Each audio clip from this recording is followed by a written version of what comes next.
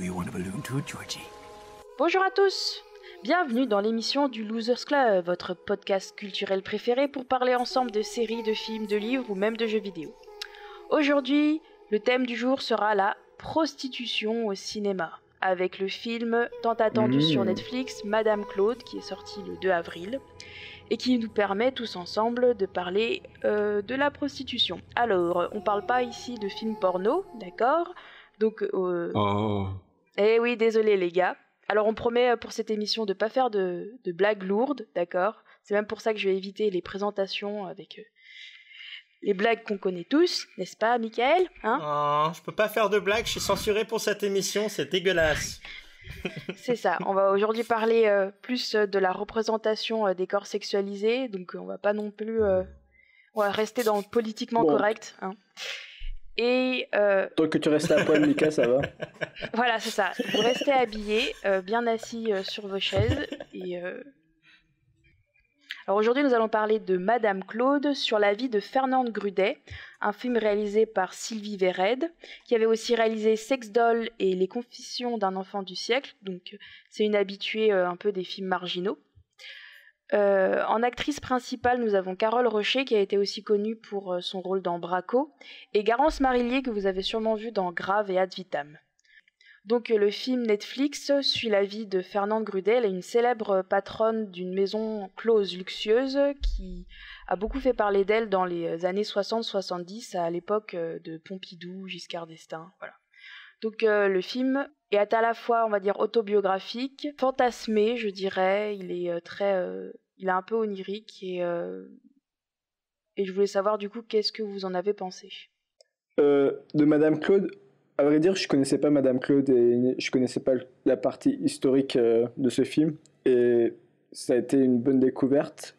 Je vais tout d'abord commencer par un point cinématographique puis d'un point de vue historique. D'un point de vue cinématographique, je trouve que le début était excellent, puisqu'on avait une bonne introduction, on avait des scènes vraiment qui tournaient la tête, et tout en couleur, etc. Et je trouvais ça intéressant de présenter la prostitution de cette manière-là. Mais j'ai trouvé qu'avec le temps, plus le film avançait, plus je commençais à m'ennuyer. Et je pense que le fait d'avoir rajouté Sidonie, et l'histoire personnelle de Sidonie, jouée par Marance Garelier, ça a un peu éloigné de la prostitution et c'est parti trop un peu dans la vie privée et c'est là que j'ai commencé à perdre un peu le fil et c'est où j'ai un peu commencé à m'éloigner du film. D'un point de vue de la réalisation, je trouve qu'ils ont quand même très bien représenté les années 60-70 et au niveau décor, je trouvais ça assez joli de revoir Paris, Ah etc. ouais, ça je te l'accorde, j'étais contente de voir, je me suis dit, oh, ils sont bien amusés. C'est assez bien réalisé. C'est même Paris qu'avant, sauf qu'il y a des 4 chevaux, quoi. Et des cabines téléphoniques. Et des cabines téléphoniques, waouh, ça c'est... Ils savent plonger dans une autre époque, hein. Mais en plus, tu vois toujours dans les films qu'il y a des Paris genre vides, sans touristes, sans rien dans les rues, c'est assez étonnant. Et propre, sans les poubelles. C'est ça. Il y a ce point-là, mais il y a aussi le fait, par exemple, je sais pas, niveau costume qui était aussi bien réalisé aussi. Et ça m'a plu. Et après, d'un point de vue historique, même l'utilisation des archives de l'INA, etc., dans la télé, quand on parlait vraiment de Georges Pompidou, etc., je trouvais ça super intéressant. Ça, Mickaël, il va critiquer, tu sais. Hein. Ah ouais, moi je trouvais que c'était intéressant d'utiliser des archives pour essayer surtout d'apporter ce côté un peu historique. Et d'un point de vue historique, c'était une histoire, comme j'ai dit, que je connaissais pas et qui m'a permis de découvrir Madame Claude et son bordel, le business. Ça m'a vraiment envie de donner faire ce business aussi, ça a l'air tellement intéressant. En vrai, tant que faire la prostitution, il faut faire de la prostitution de luxe, tu vois. Après, c'était assez intéressant. Il y a des dangers quand même. Mais jusqu'à là, à dire que c'est un métier que tu veux faire, bon... Non, c'est vrai. Mais... Après la chute, j'ai trouvé ça un peu dommage, mais après, comme tu as dit, c'est autobiographique. Donc, la chute, c'est la vraie vie. C'est la vérité. À la fin, elle se fait arrêter, donc oui. Mais bon, c'était pas minuit à Paris, tu vois. J'ai compris ce qui plaît Ugur, c'est que le film, c'est un portrait de femme et ça parle pas tant que ça de prostitution. Du coup, ça parle plutôt d'une femme qui est une auto-entrepreneuse. Et je sais que tu aimes l'auto-entrepreneuriat, et faire de l'argent. C'est le mot que j'aurais dû dire, ne pas faire forcément ce métier-là, mais le business qu'elle a lancé, etc. Toi, ce qui t'a fait plus fantasmer, c'est l'argent. C'est juste un film de business, quoi, et ça parle pas vraiment de prostitution, ou c'est juste une teinte, en fait, du métier, mais je sais pas, moi je suis un peu mitigé sur l'aspect prostitution du film. C'est vrai qu'elle aurait pu faire du deal de drogue ou de saucisson, ça aurait été la même chose. Hein. En fait, ce que j'ai aimé dans la prostitution, pas ce que j'ai aimé dans la prostitution, mais ce que j'ai trouvé intéressant, c'est que on nous montrait tous les points positifs et négatifs de la prostitution. C'est-à-dire, certes, tu peux gagner de l'argent, mais il y a beaucoup de tarés. Genre, tu risques peut-être de subir des violences, tu peux subir même la mort, tu vois. Genre, il y a des gens qui sont des tarés.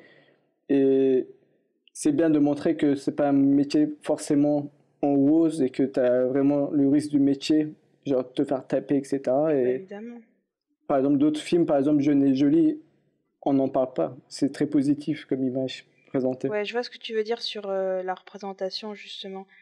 On te montre le métier, mais peut-être de manière trop fantasmée dans Jeune et Jolie, comme si...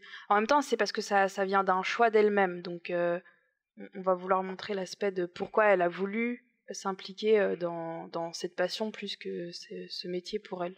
Que là, il y a aussi l'aspect précaire. Hein. Et en même temps, dans Madame Claude, je trouve pas que ça aille tant que ça dans l'ambiguïté. Hein. C'est quand même très glamourisé. On nous montre en fait quelques scènes, histoire de dire attention, les femmes, les filles, elles peuvent se faire violenter, elles peuvent se faire taper, il peut y avoir des tarés. Des viols aussi, en fait. Hein. Mais oui. Mais elle, en tant que maquerelle, elle peut tomber sur des mauvaises personnes aussi. Mais je trouve pas que ça aille tant que ça dans l'ambiguïté. En fait, ça même contrebalance de l'autre côté quand à la fin, Sidonie elle dit oui, tu m'as apporté beaucoup et tout ça. Donc en fait, ça va toujours dans le sens de qu'elles sont fières. En fait, Sidonie elle est fière de ce qu'elle a fait. Pour elle, c'est une libération aussi, autant sexuelle que psychologique par rapport à son père et tout ça. Mais du coup, je suis un peu mitigé sur le côté danger, en fait, de la prostitution. Après, le film, dans sa forme aussi, il glamourise, hein, parce que c'est beaucoup de musique, beaucoup de moments musicaux, tout ça. Elle use beaucoup du montage alterné, j'ai pas trop compris pourquoi, mais elle adore faire ça, apparemment. On est d'accord. Des fois, il y avait des scènes... avec un montage parallèle et tu te dis pourquoi là on la voit se taper le mec et en même temps elle est avec un client, qu'est-ce qu'elle essaye de faire ouais, j'ai l'impression qu'elle avait envie de faire des clips, je sais pas. Non, moi j'ai pas trop compris. J'ai bien compris le montage alterné des fois entre les deux personnages, donc Sidonie et Madame Claude. J'ai trouvé ça très intéressant parce que justement il y a un côté où c'est la nouvelle génération et l'ancienne génération, et il y a aussi les conséquences de la fin qui viennent s'insinuer dès le début du film. Et moi ça m'a perturbé, j'étais là, mais pourquoi on monte les deux personnages alors que le film s'appelle Madame Claude, tu sais? Donc il y a un côté, pourquoi faire un montage alterné entre ces deux personnages? Et j'ai trouvé ça intéressant au final de montrer ces deux personnages en parallèle. Ouais, bien sûr, c'est la relève, en fait. Sidonie, c'est un peu la relève. Et puis, au fur et à mesure du film, elle devient de plus en plus comme elle, jusqu'à avoir la même fourrure qu'elle. Et clairement dire, voilà, c'est la relève. Mais je trouvais l'alternance un peu systématique, des fois, de dire, dès qu'il y a un moment musical, je fais une alternance. Et des fois, je trouvais pas trop l'intérêt, c'est ça que je voulais dire. Ouais, il y a l'ambition de faire un grand film de cinéma, sans pour autant y arriver, quoi.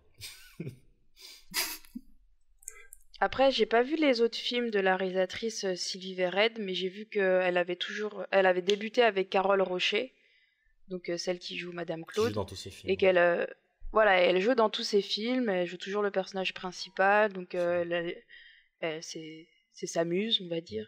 Et je crois qu'elle a commencé aussi en faisant des clips musicaux, donc c'est assez proche du coup de son univers. Personnellement, j'ai pas vu ses autres films parce qu'à chaque fois, je voyais qu'il y avait des mauvaises critiques. Et je pense qu'ils sont trop marginalisés, peut-être qu'ils sont bien, j'ai pas donné mon avis là-dessus, mais moi ils m'avaient pas donné envie, même si j'aime beaucoup le cinéma de femmes en général, mais ça veut pas dire non plus qu'ils sont tous bons. Hein. Et là, j'étais plutôt... Moi, ce que j'ai aimé du film, on va dire, c'était Garance Marillier, de la voir dans ce rôle-là assez inattendu. Même si je trouve qu'elle avait pas... Elle m'a pas charmée. Elle avait un peu un côté vulgaire, genre trop maquillée, vraiment trop dans l'exubérance. Elle avait pourtant un rôle intéressant et j'ai trouvé ça... je me suis plus attachée un peu à la relation qu'elle avait avec Madame Claude, parce que je me suis vraiment dit qu'elle allait prendre sa place, tu sais, un peu à la Ève, où elle veut devenir la dame à la place, la madame à la place de la madame. Ça aurait été intéressant, je trouve. Le vizir à la place du vizir. Et c'est vrai que c'était plus un film... Vraiment, il n'était pas sur la prostitution, mais sur le business en lui-même, genre comment elle était mêlée politiquement avec des affaires très sombres, et puis les policiers, enfin tout le milieu très sombre en fait de la prostitution. Et elle, comment elle s'en sort en tant que femme aussi là-dedans, parce que tu vois que c'est un milieu masculin aussi. Et comment elle peut être bitchy, mais elle est sans cœur, mais avec personne, enfin avec tout le monde quoi. Même avec Garance, du coup j'ai envie de l'appeler Garance, mais elle s'appelle Sidonie.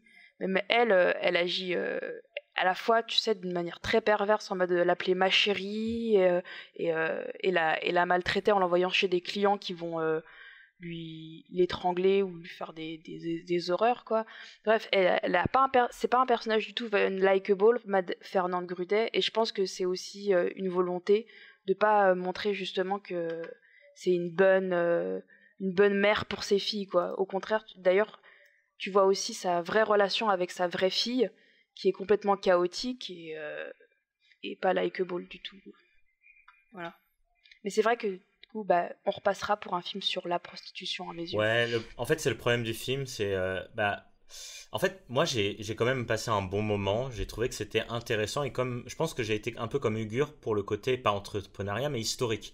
C'est-à-dire l'intrigue derrière m'a hyper intéressé, le côté historique, un peu presque ça aurait pu être un thriller. Et en fait, je pense que comme on a dit différents éléments, prostitution, thriller, entrepreneuriat, et en fait le problème du film c'est qu'il navigue sur toutes ces eaux-là sans en compléter une bonne en fait. Et du coup par exemple l'intrigue politique, on ne comprend rien. Je suis désolé mais moi, j'ai pas compris ce qui s'était passé avec Madame Pompidou. Il y a des phrases comme ça sorties de nulle part. Oui, Madame Pompidou. Le Quai d'Orsay. Voilà, Quai d'Orsay. Tu comprends les trucs, mais tu comprends pas. C'est pas assez explicatif pour le spectateur de comprendre ce qui se passe. Et du coup, tu vas sur la page Wikipédia et tu fais ah ouais, cool, waouh. Mais c'est là que ça devient intéressant. C'est la page Wikipédia. C'est ça qui est dommage. C'est de nous donner un goût de l'intrigue politique et de pas vraiment y aller. Et c'est peut-être là où le film aurait été un peu mieux et un peu plus réussi peut-être si elle avait choisi un côté, si elle n'était pas sur le bord de la chaise et elle était un peu le cul entre les deux chaises quoi, entre prostitution, entrepreneuriat, du coup il y en a beaucoup plus de chaises, et politique, intrigue.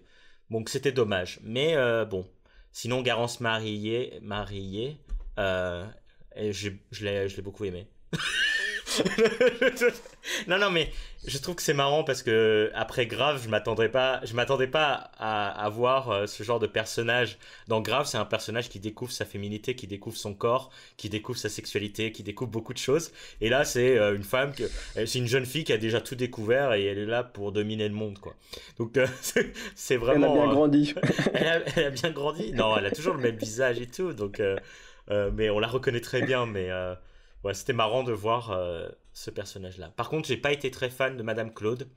Je trouve que l'actrice, des fois, surjouait un peu dans ses moments de colère. C'était un peu trop grandiloquent. Et du coup, moi, c'est vrai que ça m'a un peu sorti du film, ces moments-là, quoi. Il y a beaucoup de séquences de Carole Rocher que je trouve un peu téléfilmesques, que ce soit dans la voiture à la fin quand elle se fait emporter, ou plein de petites scènes comme ça où en fait quand il s'agit de filmer sa réaction, sa moue ou sa manière d'être, c'est un peu bizarre, et j'ai pas trop aimé la voix off qui du coup n'a pas d'émotion. Elle est très plate, très sans rythme.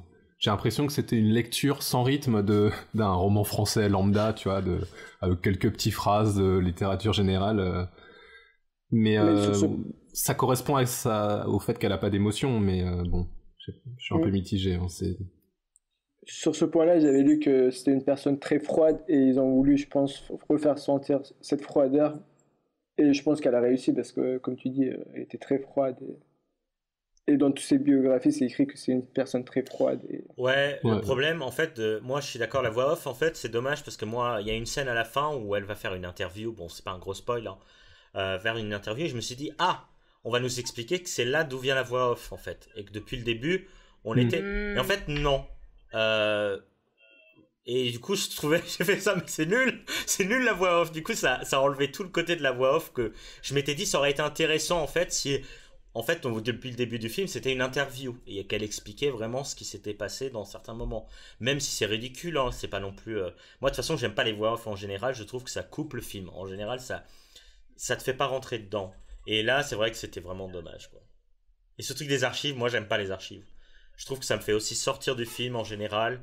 Et c'est un problème. Bah, du coup, ouais, vas-y, continue. Non, moi, je voulais juste dire que ça me dérange pas les archives si c'est en fond. C'est-à-dire, par exemple, il y a la télé qui est ouverte, t'entends les infos juste pour te mettre dans le contexte et les années, tu vois. Et genre pas le mettre que... Ouais. Ça, c'est vrai. C'est pourquoi j'avais cité les archives. Ouais, non, là, j'étais comme Mickaël, ça m'a détaché du film parce que la voix, en plus, est tellement différente que t'as compris que c'était le vrai interview comparé à la fiction. Donc là, je trouve que le gap entre fiction et réalité était trop prononcé pour te faire rentrer dans le film. Enfin, pour te faire croire à ça. Et ouais, la voix off, elle était trop. Enfin, sincèrement, il n'y avait aucun but à ça. Pourquoi ? Dès le début, j'ai trouvé ça plombant. Il y avait un moment aussi un regard caméra de l'actrice. Donc un truc volontaire 2 fois, ouais. Et c'était volontaire en mode je vous parle à vous, le public. Et pareil, j'ai pas compris l'utilité de cette scène. Mais... Un peu sorti de nulle part, surtout. Après, je me demande aussi s'il n'y a pas un côté affabulatrice, parce que si j'ai bien compris, tout vient d'elle, et du coup, elle a très bien pu inventer. Il y a même des choses avérées qu'elle a inventées, apparemment, dans ce qu'elle a dit ici ou ailleurs, qu'elle prétendait venir de telle ou telle famille, je sais plus les détails, mais du coup, il y a peut-être un côté... alors, je vous raconte l'histoire, mais par son biais. Je sais pas. En plus, dans son discours, elle dit elle-même que plus le mensonge est gros, plus il passe. Donc ça veut dire que même là, comment elle raconte son histoire, elle peut très bien affabuler et raconter d'autres choses qui sont pas vraies. Mais du coup, c'est pas marqué du tout, en fait. C'est pas ce côté-là affabulatrice, parce que justement, elle a écrit une autobiographie où elle disait effectivement qu'elle avait été même dans des camps de concentration, alors que c'est pas vrai. Elle avait sorti vraiment des mensonges assez grossiers quand même, presque vraiment... très mauvais, quoi. On dit pas ce genre de choses. Donc malsain, elle a fait partie de la résistance ou des trucs comme ça. Bon, ces genres de trucs, en fait, elle dit des fois les phrases. En fait, j'ai l'impression qu'il y avait un cahier des charges. Voilà, on doit faire un biopic sur Madame Claude, donc il faut qu'il y ait un petit côté affabulatrice. Mais au final, c'est pas ce qui transparaît du personnage. Ça sort même. Moi, quand je regarde le personnage et qu'elle dit cette phrase, j'ai fait partie de la résistance. Non, mais on vous croit pas. Ça me sort du film. Ça correspond pas au personnage que la réalisatrice a voulu créer. Donc il y a vraiment un problème de construction de personnage autour du film, je trouve. J'aurais vu quelqu'un un peu plus, de jouer sur l'affabulation, le mensonge ou les trucs comme ça, parce que là il y avait trop de penchants différents que ne marchaient pas. Ok. Du coup, alors convaincu ou pas convaincu par Madame Claude pour vous ? Rapidement, tour de table. Ça se regarde quand même. Ouais. D'excellents acteurs quand même. Si on n'a pas parlé des rôles masculins, il y a quand même Roche Dizem, Pierre Deladonchamp et Benjamin Biolay. Et le père de Sidonie, dont j'ai oublié le nom. Bonnet, non, Robot. Ouais, Philippe Rebaud, ouais. Philippe Rebaud. Robot. Mais attends, je pense à Robot pour me souvenir de son nom, c'est pour ça. Si vous ne connaissez pas Madame Claude, je pense que c'est un film qui vaut la peine d'être vu. Bah moi je conseillerais à personne. Je pense que j'ai un peu regretté de l'avoir vu. Peut-être juste pour le côté historique, et je pense que j'aurais perdu moins de temps en lisant la page Wikipédia. Voilà. Non mais sincèrement du coup, parce qu'on l'avait regardé un peu en se disant « Oh vas-y, un film sur la prostitution », moi qui en ai vu pas mal, et je dirais pas que je suis fan, mais je trouve ça intéressant à chaque fois de voir comment ils abordent le thème, justement, si c'est d'une manière misérabiliste ou si au contraire c'est pour juste le fantasmer, ce que je trouve aberrant.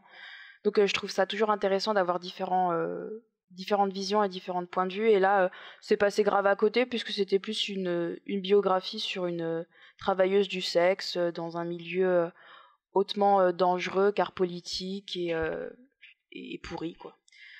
Mais de toute façon, c'est un thème qui est assez récurrent au cinéma, la prostitution, même si c'est un thème aussi plutôt tabou. Et c'est toujours difficile d'en parler ou de le montrer sans tomber en fait dans la pornographie.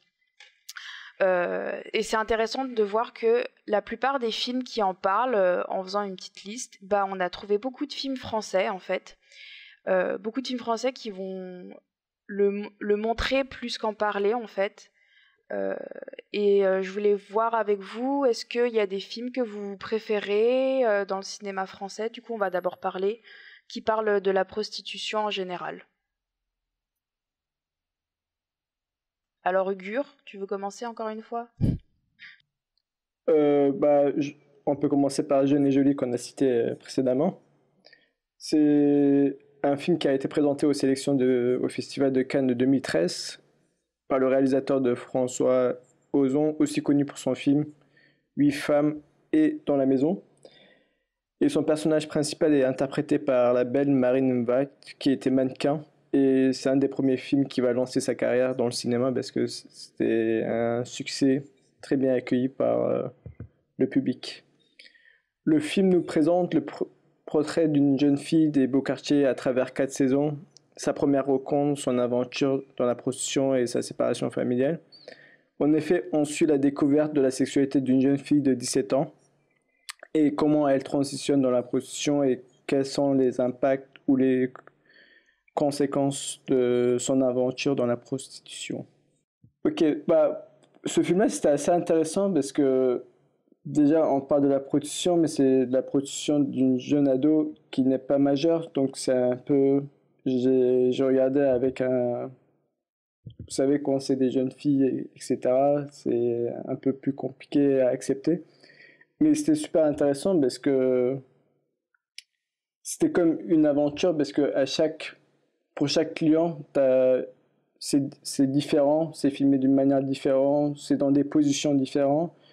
Et elle découvre le sexe via ses clients, mais on découvre aussi son aventure à travers ce genre de trucs. Mais j'ai trouvé que c'était très fantasmant et genre ça montre une image très positive de la prostitution parce que il y a de l'impunité vu qu'elle est très jeune, vu qu'elle n'est pas majeure, et elle n'a pas de problème. Genre le seul problème qu'elle a pu avoir, c'était juste de ne pas avoir son argent, et je trouvais que ça, c'était pas forcément bien de montrer ça dans le cinéma. Genre ça peut donner envie à des gens.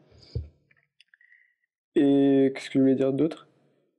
Le seul truc qui m'a un peu perturbé, c'est qu'on ne comprend pas vraiment les motivations qui poussent la jeune fille à se prostituer, car elle n'a pas besoin d'argent, comme ça a été le cas dans Madame Claude. Les filles qui partent chez Madame Claude comme on a dit, c'est la précarité qui pousse les gens à faire de la prostitution. Mais ici, cette jeune ado n'a pas besoin d'argent et ni du sexe, c'est-à-dire elle peut se faire des mecs facilement, mais elle décide quand même de faire de la prostitution au lieu d'avoir des mecs. Et c'est pourquoi on essaie de comprendre un peu la psychologie. Surtout, on a un psychologue dans le film aussi qui pose des questions en mode pourquoi, etc. Et on essaie de comprendre ces jeunes ados dans pourquoi elle a décidé de faire ça, etc. Et je trouvais que c'était un film psychologique intéressant pour essayer de comprendre quelles peuvent être les motivations pour faire de la prostitution ou comment on expérimente ça, quoi.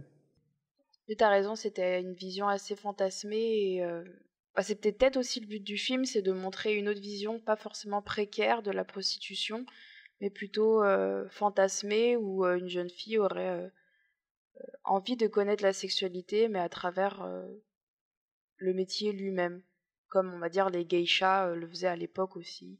Mais ça, par exemple, on aurait pu faire avec une jeune fille qui a 20 ans, où là, tu as peut-être le côté illégal qui pourrait, comment dire, rébuter les gens, mais là, comme t'es pas majeur, tu ne risques rien. T'es dans, genre, même, il y a eu quelqu'un qui, je sais pas si ça rentre dans le spoil, mais genre, il y a des événements qui se passent et elle peut rien risquer parce que elle va être considérée comme une victime, alors que c'est elle qui a décidé de le faire de façon volontaire. Elle en a profité parce qu'elle a gagné de l'argent et elle a pris plaisir. Mais en fait, le truc qui m'a dérangé, c'est qu'elle a 17 ans, donc elle peut pas être punie. Et dans la justice, on considère comment dire, dans la justice, on considère que ça a été une victime alors qu'elle a profité et elle a gagné de l'argent dessus et qu'elle risque rien. Et ça, cette partie-là, ça m'a un peu dérangé en mode pourquoi ne pas avoir choisi une fille qui a 20 ans, par exemple, où là, tu as le côté illégal et que, genre, certes, ça peut être un métier fantasmant, mais en ce moment, c'est illégal en France, donc on peut pas le faire non plus, tu vois. Non, mais je me demande s'il a... Je me demande s'il n'a pas été très inspiré, et je pense qu'il a été très inspiré de Belle de jour, de Louis Buñuel, qui est vraiment... Louis Buñuel, qui est vraiment, en fait, la même chose. Pour ceux qui ont regardé le film, c'est vraiment Jeune et Jolie, sauf que là, Jeune, c'est Catherine Deneuve qui joue une femme mariée, qui s'ennuie, en fait. Qui s'ennuie et qui, du coup, se prostitue pour... pimenter sa vie, mais le personnage, l'écriture du personnage est la même. C'est un personnage vide qui est presque pas là, comme dans Jeune et Jolie. Marina Vatt, elle est pas là. Elle est presque invisible. C'est juste un corps. Et même ces scènes, moi j'ai beaucoup aimé les scènes avec la mère la mère essaie de comprendre pourquoi cette fille. Et c'est peut-être ça les conséquences. C'est plutôt une conséquence familiale. Parce que Ozon, ça l'intéresse plus en général les conséquences familiales. Et peut-être oui, c'est... Mais je pense pas que c'est fantasmant. Je pense pas que c'est... Le but c'est de... Parce que le personnage est tellement pas là que tu n'as ni empathie, ni d'excitation en fait. C'est juste un éloignement en fait. Elle est juste éloignée de son propre corps. Et on dirait que c'est l'unique moyen qu'elle a pour réussir à vivre. Et même la première fois qu'elle fait l'amour... Elle voit son double sur la plage, comme si elle était détachée de son corps et qu'elle regardait ça d'un autre œil. Et j'ai beaucoup aimé ce film pour ce côté détachement. Et je pense que la prostitution, c'est juste pour exacerber le côté détaché de soi-même. Intéressant. Par exemple, ces scènes-là, moi, je l'ai interprété plus comme du dégoût, c'est-à-dire elle n'a pas envie, mais elle se force à le faire, parce que c'est un truc que la société... Genre, tu sais, à 17 ans, si t'es toujours vierge, c'est qu'il y a un truc qui va pas, ce genre de truc. Donc, elle se force à coucher avec le gars alors qu'elle ne l'aime pas forcément. Et pendant qu'ils font l'amour, comme tu dis, elle n'a pas cette envie-là, mais elle le fait quand même. Et là, pour moi, c'était plus du dégoût vis-à-vis d'elle-même, en mode, j'ai pas envie de faire ça, mais je le fais quand même. Et pourquoi je le fais, tu vois? Moi, j'ai plus compris ces scènes-là comme ça, mais je vois très bien ton explication aussi qui make sense. Moi, je l'ai encore interprété autrement, parce que je me suis demandé si... Bah, en fait, il faut dire que le film commence sur 20-25 minutes où elle est en vacances. Ça ressemble même à été 85 en vrai. C'est une romance au bord de l'eau, quoi, en été. Et je me suis demandé si... l'acte de la première fois l'avait tellement en fait lui avait rien fait, puis en fait elle se sentait obligée, comme tu disais, par la société de le faire, et que du coup quand elle rentre à Paris à la rentrée, bah elle se dit bon bah si j'ai pas assez ressenti de choses, je vais voir si je me prostitue je ressens encore plus de choses. Je me suis demandé si c'était ça ou si elle le faisait exprès à se trouver un garçon, donc un côté très manipulatrice. Elle se trouve un garçon pour faire sa première fois, pour ensuite pouvoir à la rentrée exécuter ses plans. Moi j'ai l'impression que c'est un peu une psychopathe, la fille Jeune et Jolie là, parce que un peu entre voilà, le dégoût d'elle-même et la manipulation, j'ai l'impression. Un peu nymphomane quoi. Je voulais juste dire qu'elle a l'air psychopathe, mais elle a l'air aussi très naïf, ce qui est un peu perturbant. Genre quand tu regardes l'expression faciale, etc., tu te dis elle a l'air naïf. Bah c'est l'un ou l'autre. Désolé. c'est soit elle a pas d'émotion parce qu'elle est naïve, ou... Je sais pas, en tout cas ce qui est sûr c'est qu'elle est froide, mais ouais, moi je pensais que justement c'était un peu comme le film et le livre Mes chères études, où c'était la précarité qui amenait. Là ça m'a surpris de me dire qu'en fait c'était presque un caprice ou une recherche identitaire. Enfin, on sait pas trop, en vrai ça reste assez flou je trouve sur ce dont elle a besoin. Et ton rapprochement avec Belle de jour, il me fait penser aussi à Sleeping Beauty, parce que Emily Browning dans le film est un peu dans le même état d'esprit en fait. Elle, il y a plus de précarité dans le sens où elle enchaîne les petits boulots, mais c'est pas misérabiliste. Et quand elle trouve l'annonce qui dit qu'elles doivent servir de repas en dentelle, bah elle se dit ok, je vais essayer, mais il y a toujours ce manque de vie à l'intérieur de ce personnage féminin. Et quand la femme de maison décide qu'en fait c'est bon, elle peut passer à l'étape supérieure, là il y a le côté prostitution, mais le film plus particulier parce qu'elle prend un somnifère pour dormir la nuit, parce que c'est des clients qui veulent à tout prix que les femmes dorment. Donc bon, mais ça reste de la prostitution, mais sans les scènes, ce qui est aussi intéressant, sans les scènes du coup de sexe. Mais ouais, du coup toujours ce manque de vie, ça c'est vrai que j'avais pas pensé, mais c'est assez flagrant. Oui, du coup, vous avez beaucoup parlé de Jeune et Jolie parce que forcément, c'est un film que tout le monde a vu presque. Et c'est vrai que ça montre une vision assez fantasmée, tout comme tu avais dit dans Belle de jour, où on dirait que c'est ça, enfin, c'est le cas, mais c'est sa volonté, ça vient un petit peu d'un ennui ou d'un léthargisme dans sa vie, mais qui rend aussi du coup son personnage, je trouve, très inexpressif et presque sans émotion, quelque chose qui est, je trouve, un petit peu aussi problématique à représenter, alors que jusqu'ici, moi, les meilleures représentations que j'ai trouvées de la prostitution, en tout cas féminine, c'était souvent aussi dans les milieux précaires. Moi, je pense à d'autres films. En tête, là, j'ai peut-être... Ah oui, je voulais parler de Much Loved, qui est du coup... même pas français, mais qui est un film marocain qui dépeint la prostitution au Maroc, mais du coup qui montre vraiment pas une bonne image de la prostitution, parce qu'au contraire c'est des femmes qui font ça en même temps qu'on va dire leur vie familiale. Souvent elles ont des enfants ou pas qu'elles sont mariées, mais c'est un film qui a été réalisé en plus par Nabil Ayouch, qui avait vraiment une volonté, on va dire, politique de représenter la prostitution pour montrer que c'était tellement un tabou qu'il niait le fait qu'il y ait de la prostitution au Maroc. Et je sais que le film, il avait fait beaucoup parler de lui parce qu'il avait été censuré, qu'il n'avait pas pu passer en salle au Maroc à part dans des projections clandestines. L'actrice, elle a été menacée et agressée. Un autre acteur, je crois aussi, il avait été menacé. Bref, il y avait eu beaucoup de polémiques autour du film.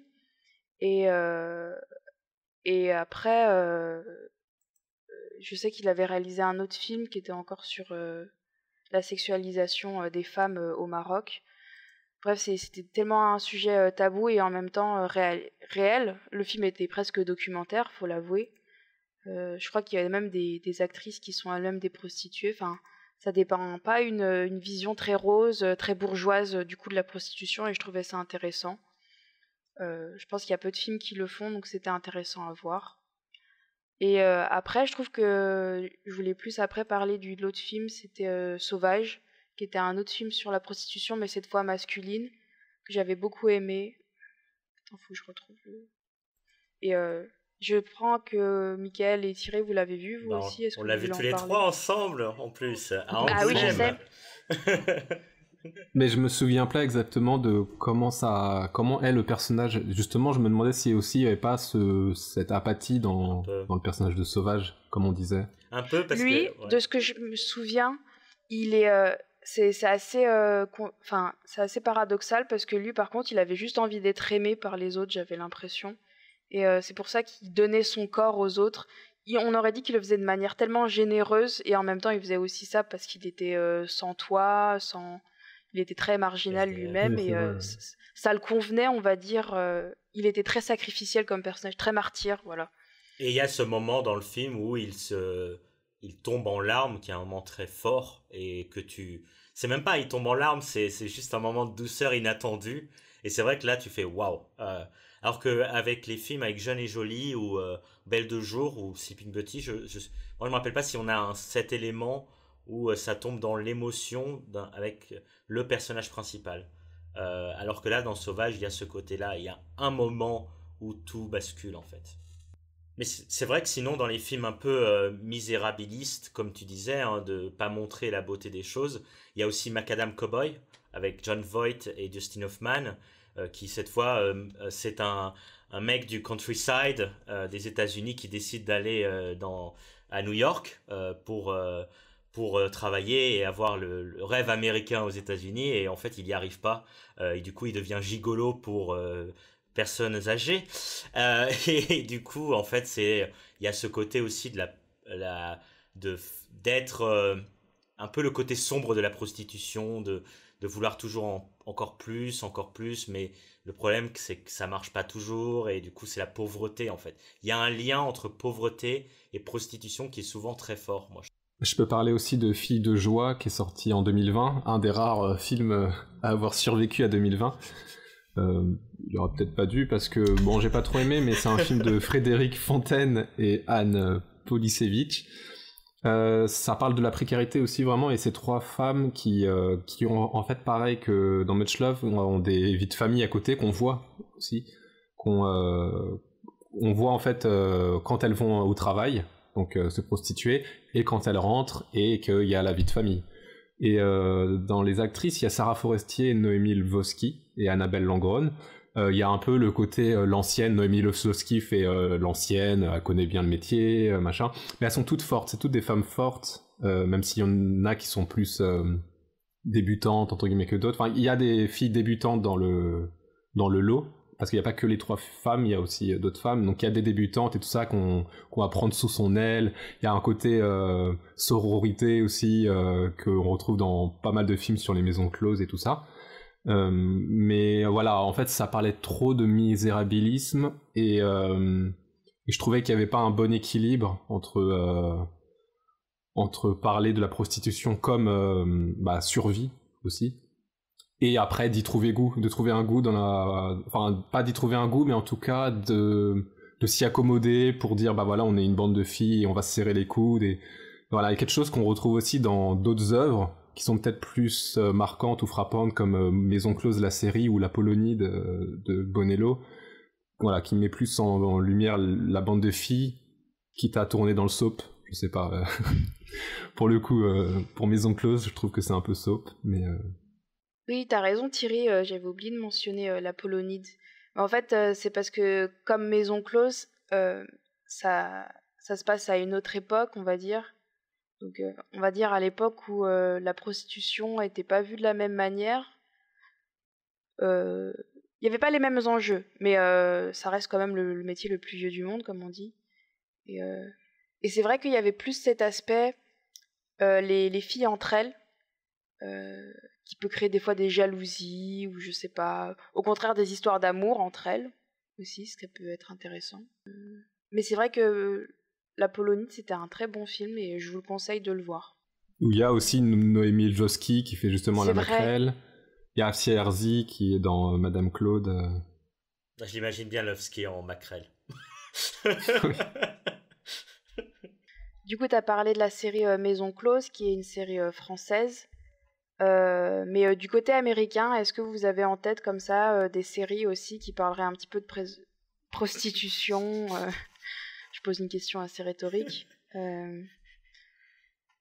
Moi, je pense à la série The Deuce. Ah, c'était ça alors. Oui, voilà, c'est la série HBO qui a été créée par David Simon, le papa de The Wire.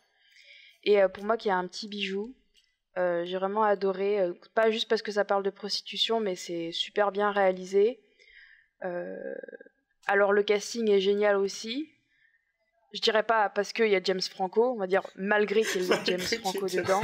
Il y a Maggie Gyllenhaal. Il y a surtout, bah oui. Voilà, c'est ça, il y a Maggie Gyllenhaal qui joue du coup une prostituée, mais pas que. Au fur et à mesure de l'histoire, son personnage devient intéressant. Parce qu'elle veut devenir après réalisatrice de films pornographiques. Et je trouve que la série elle vaut le coup juste pour elle et son personnage. Parce qu'après, ça fait aussi un peu très soap, toutes les histoires avec les différentes prostituées qui ont différents Macs, l'implication du coup du personnage de James Franco qui lui tient un bar où il y a beaucoup de prostituées qui passent. Ça se passe à New York dans les années 70. Et c'est au moment de l'émergence de la pornographie en tant que vrai business qui rapporte de l'argent et qui se fait reconnaître en fait. Venant d'Europe en plus. Ouais, bah oui, on est des gros pervers, c'est connu. Hein. Et du coup, cette série, je vous la conseille, mais pas à regarder avec votre maman ou avec vos enfants, si vous en avez. Peut-être à regarder tout seul, et encore, vous allez passer pour un gros pervers, parce que le problème de cette série, bon, c'est pas un problème pour moi, à vrai dire, mais là, ça peut tomber vraiment dans le voyeurisme et un peu la pornographie. C'est très cru, voilà, faut pas être sensible.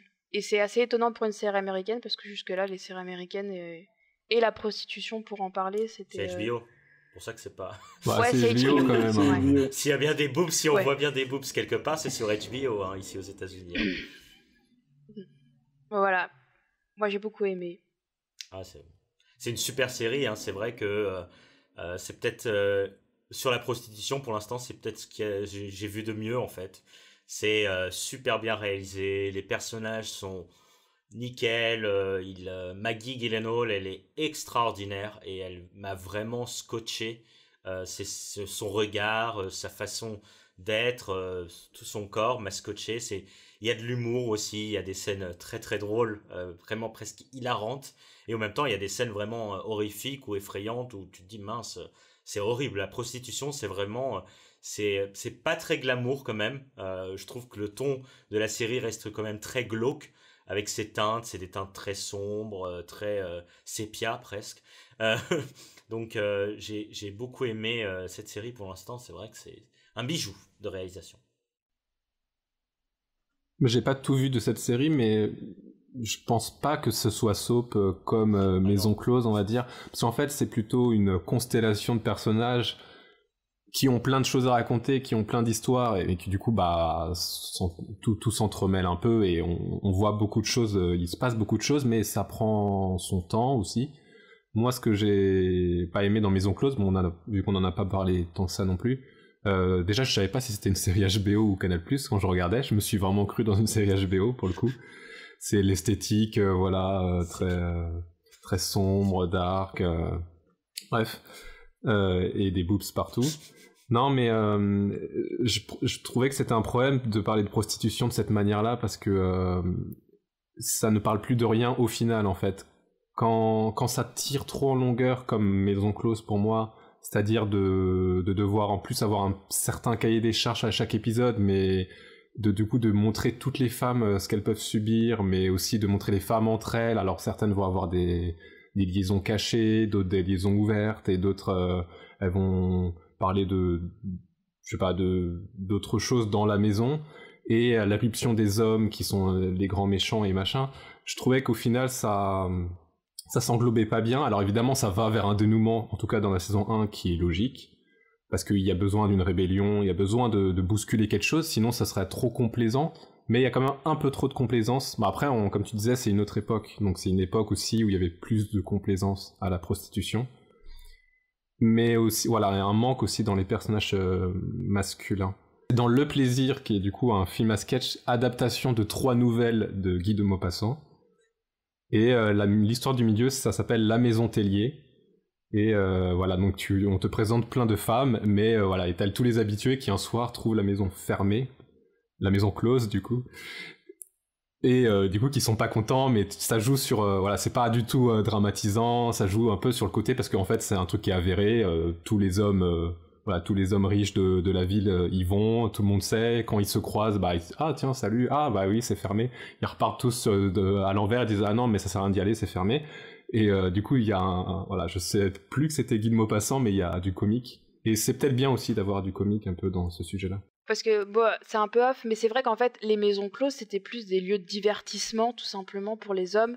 Comme en fait, à notre époque, ça aurait peut-être plus été les nightclubs ou les striptease, du coup, parce que je pensais au film aussi Party Girl qui parle de ça, mais c'est pas de la prostitution, parce que elle dit elle-même qu'elle s'est jamais vendue pour du sexe ou des trucs comme ça. C'est plus là le plaisir de montrer son corps, de faire plaisir aux hommes, d'être charmé. Là, il y a vraiment plus dans le côté... ouais, un peu égocentrique de vouloir se faire aimer par les hommes. Il y a d'autres enjeux là-dessus. Ouais, donc est-ce que je résume ou vous avez d'autres choses à raconter? Moi j'ai un truc global à dire. Okay. Le truc global de Thierry. Le truc global de Thierry. Alors, on devrait l'avoir ça dans le jingle. Un dernier mot pour la fin par Thierry. Attends, il y a des motos là. C'est quand Thierry ne peut pas s'empêcher de suranalyser et de résumer en même temps. Vas-y. Non, mais en fait, je me disais que du coup, le métier de prostituée était très représenté au cinéma, mais toujours dans un rôle secondaire. Et souvent, c'est pas ouf ce qui se passe. Donc, soit c'est l'indique, soit c'est le travelo indique du policier, soit c'est dans le film de gangster. De mémoire, Taxi Driver réhabilite un peu, mais Jodie Foster, elle est prostituée.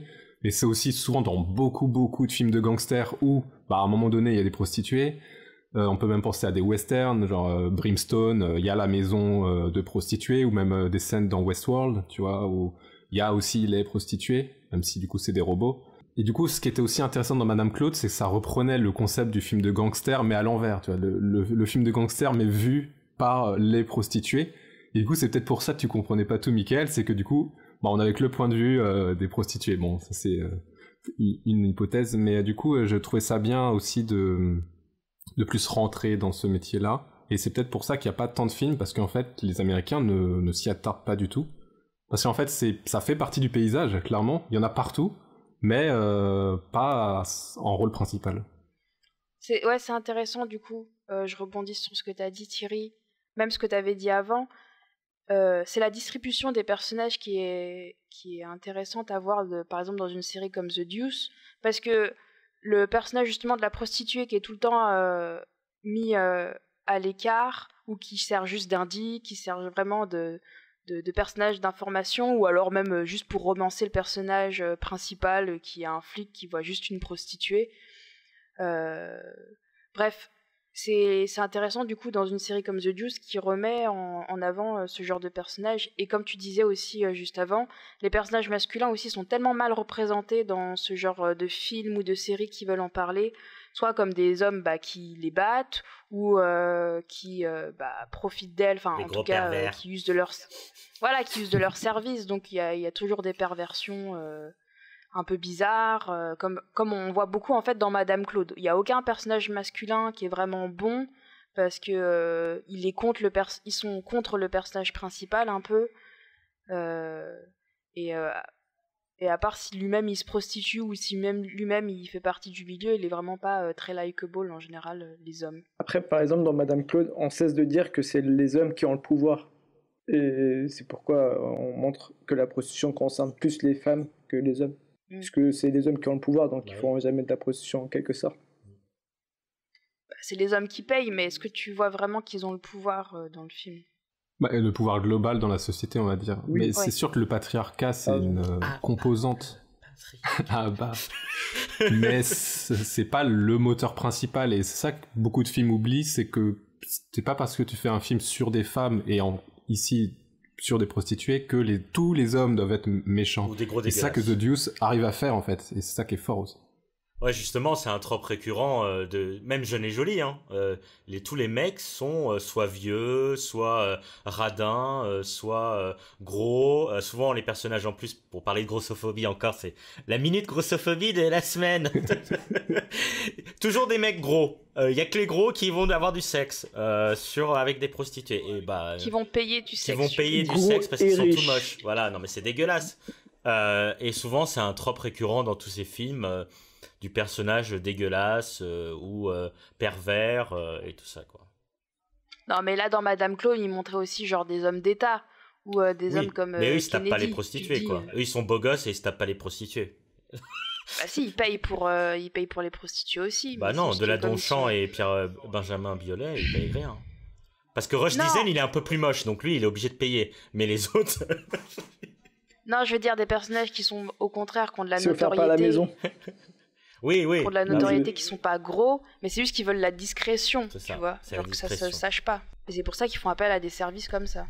Enfin voilà, je pense que c'est tout aujourd'hui pour parler de la représentation de la prostitution à l'écran, à travers le film du coup Madame Claude, qui est sorti le 2 avril sur Netflix, que moi je vous conseille pas particulièrement, à part si vous aimez bien les acteurs, parce qu'il y a que ça pour moi qui vaut vraiment le coup.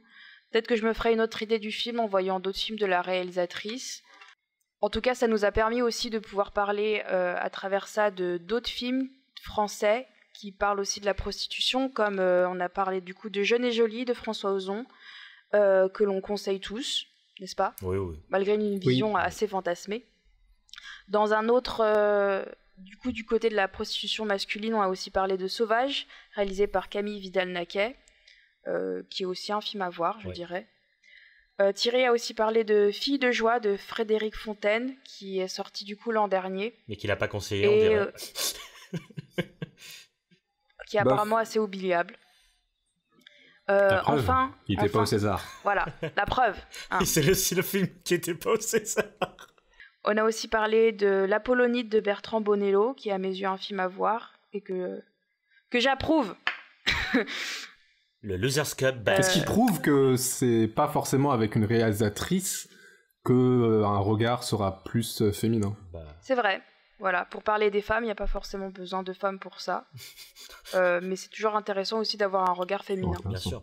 Ou un regard pervers aussi, comme Louise Buñuel dans Belle de jour. Oui, bon, bah ça, j'en ai pas parlé. Bah ça, c'est la recommandation de Mickaël. Oui, merci Mickaël. C'est un film excellent, Belle de jour. Parce que t'as envie d'être la Catherine Deneuve, c'est pour ça.